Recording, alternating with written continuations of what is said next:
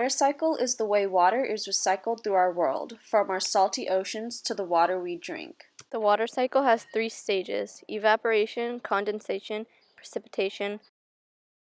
Most of Earth's water is found in our oceans, and if you've ever been swimming, you know how salty and undrinkable it is. So evaporation is the first stage that water from the ocean goes through to become drinkable water. Evaporation occurs under really hot conditions and the water warms up. At a certain temperature, the water will begin to transform into vapor or gas. The second stage is condensation. Condensation is the collection of water vapor created from evaporation in the atmosphere. The atmosphere is like a blanket of different kinds of gases that wraps around the Earth and protects it from things like meteoroids. When enough vapor collects, clouds start to form. Precipitation happens when the clouds become heavy with vapor. The vapor then comes together to form water, and the cloud, unable to hold all the water, releases it in the form of rain. The rain re-enters the water cycle again by collecting back into bodies of water. However, not all rainfall goes straight to the ocean or lakes. Some of the rainwater gets taken up by the soil. The water gives the soil nutrients which will help with the growth of life, such as plants and trees. The growth of plants and trees provides a habitat or home for animals. But us humans need water too, so how do we get it from our salty oceans into the bottled water we drink from? Well, water companies can get their water from rivers that run off mountains, underground caves, and reservoirs. A reservoir is something that stores water.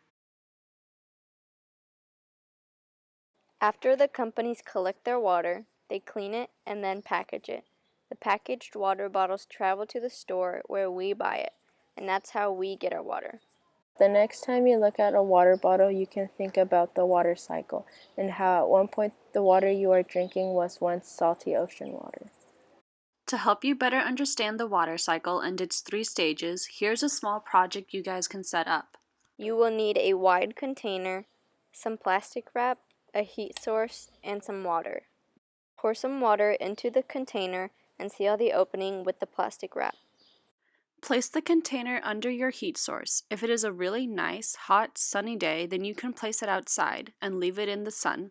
However, lately it hasn't been warm in Santa Barbara, so you could always use a heat lamp and leave it there for several hours. Once you see water collecting on the bottom of the plastic wrap, that is how you know that your water cycle has been set into motion. So the water represents oceans and lakes. The plastic wrap represents our atmosphere because this is where water vapor will collect and condense.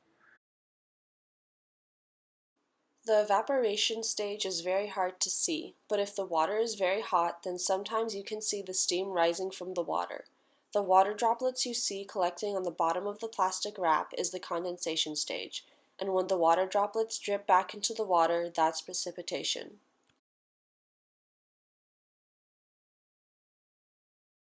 And the water droplets falling back into the water is how the cycle is completed. And that's it. Thank you for watching this, and we hope that from this video you have learned the basics of the water cycle and its 3 stages: evaporation, condensation, and precipitation.